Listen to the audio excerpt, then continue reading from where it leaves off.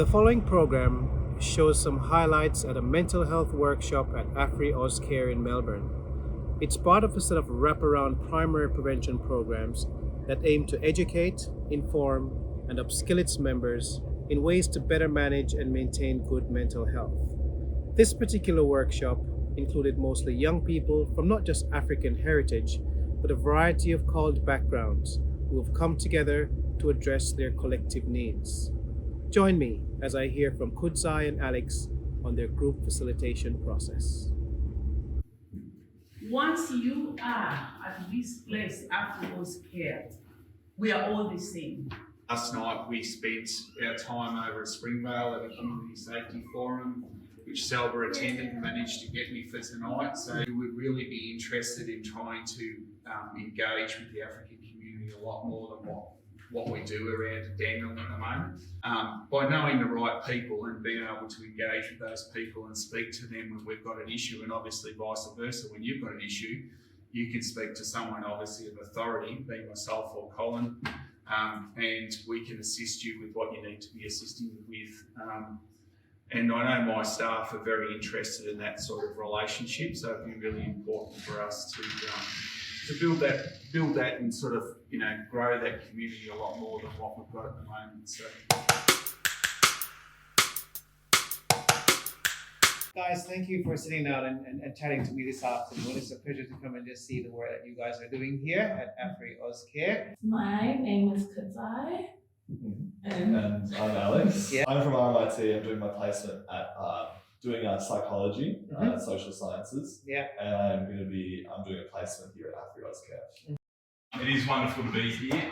Obviously, just wanting to acknowledge that this presentation is being made on Wurundjeri land, and also that this presentation was actually developed on both the Wurundjeri land and the Wurundjeri land. A pivotal topic that we are covering here in these sessions, and obviously something that we know has been a little bit taboo within the wider African community, and something that has been in the making really for probably the last 4.5 years. I've been involved in Black Rhinos and Afri-Aus Care for 5 years now. So it's something that we've been talking about for a long time. Brilliant that we've finally gotten there. So please enjoy the session. I know you'll be learning a lot from our learned presenters. My background is I'm suburban and I work in the health space, not necessarily mental health, but for the last few years I have been volunteering in the mental health space within the African community. Within the African community, yeah. Doing more advocacy kind of work. Advocacy kind of work. Okay, so, and what are you guys doing here at Afri-Aus Care tonight? We're co-facilitating a workshop around the ideas of mental health. We kind of aim to educate, African people on like sort of the signs and symptoms of different mental health problems and how to distinguish between one another, and also maybe what you can do if you think someone else that you know is suffering from mental health problems, or how you could help them. I guess we aim to educate and also just collaborate with the audience, what their ideas of what they think it means to be supportive, and then we kind of can guide them, I guess, to the understanding if we can. And from your perspective, how do you see your role here in this space? You talk about you're interested in advocacy and you're co-facilitating this group. So you've done a few sessions already with this community, with members here. So this will technically be our second event. Our first one was more of like a forum discussion. Just kind of seeing what ideas and perceptions everyone had, and the kinds of things that they were wanting to see from the workshops. So this will be the first of 5 or 6 workshops that are going to be done over the next few weeks. Okay. And I was talking to you earlier, Alex, and you said you typically in the group sessions, it's more about getting them to talk about the issues that they're finding that are difficult and challenging. I feel like there's stigmatism, because some mental health, you can be coherent. Like there is people who they can get it across and explain how they feel. But as a man, there's the stigmatism of like you have to be strong. You know what I mean? So it could be seen as a weakness. You sort of don't want to, even if you're with your friends or whatever, you feel like you can't open up because you'd be seen as a weak man. You know what I mean? Like just toughen up, man. Cover it up. You know what I mean? Yeah. Be a man of man. So I feel like that's a very common thing, you know, amongst speaking for men, you know what I mean? We sort of aim to maybe try and open up a conversation about mental health, because a lot of people don't like talking about it, or they're discouraged against talking about it. Like I think you know our culture and African culture are very similar in this way, that we don't really talk very much about mental health, and so we want to open up a discourse. We want to get people more comfortable talking about sort of their issues. I mean, not necessarily in this workshop we want them to out themselves on their own issues. Right. However, we want them to try and at least just start thinking about starting to talk. Yeah. And even trying to prompt other people in the community to talk to them. Right. So it's so it's like mutual aid. So once these individuals come to the workshop, they get a bit more comfortable about sort of talking about their mental health issues, and being in a space where there are others that are talking about it, you know, makes them feel more comfortable, and then that might extend into the community within their homes and other people they come into contact with. So in doing this group work here, it's actually helping the community more broadly. Yeah. Exactly. You can get help for it. Yeah. There is help provided for it. Yeah. But in our country, we never got that kind of a help. So that is why we want to spread the word out in our community or any other community that yes, we are available here to help you. Yeah. So ask us if you don't know where to go to. Yeah. I think the goal is to have the conversations, kind of see where everyone's perceptions and what their ideas are around it, but then also provide support and tools within that for them to then be able to go out into their communities And use. When I hear people telling me their challenges, in the end I would say, you are not alone, because I suffered the same. And we also don't make ourselves as champions. When you see that this person is not feeling too well, immediately you refer them to other services like the GP to get a mental health care plan so that they can be supported more, and also refer to a psychologist. So it's you're empowering them. Yeah, They're being exactly. empowered. Yeah. Okay. But the first step, I think, for the first couple, the idea is to just kind of see what everyone thinks of. Like, for example, one of the things that we'll be discussing is like the difference between mental health and mental ill health. So like helping to be able to Distinguish between the distinguish. two. Yeah.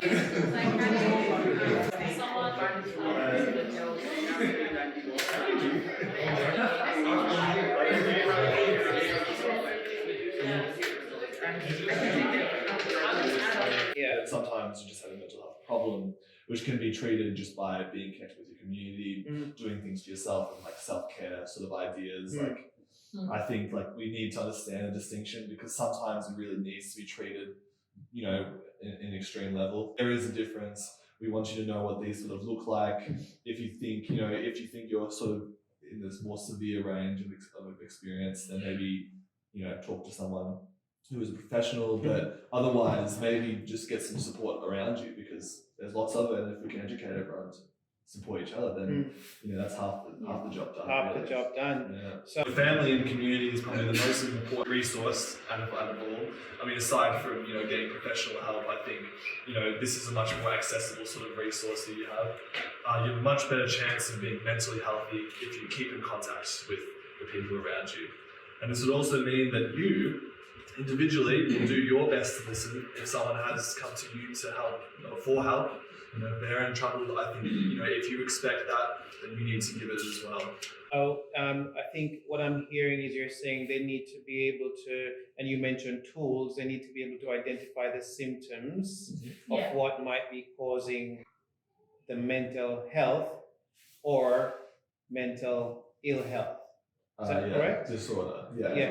Mental health disorder Or mental health problems. or mental health problems. Because like mental health is kind of like an umbrella term for everything. Good mental health, bad mental health, mental health disorders. Yeah. And so it's kind of like reframing that to be like, okay, when we speak of mental health, we don't just mean the bad, like what are the good things that you're doing in your life to keep good mental health? And then it's like, okay, what are the signs and symptoms of like when it's like bad, and then when it's getting to like a disorder, and then, Emotional overthinking Emotional overthinking. Okay.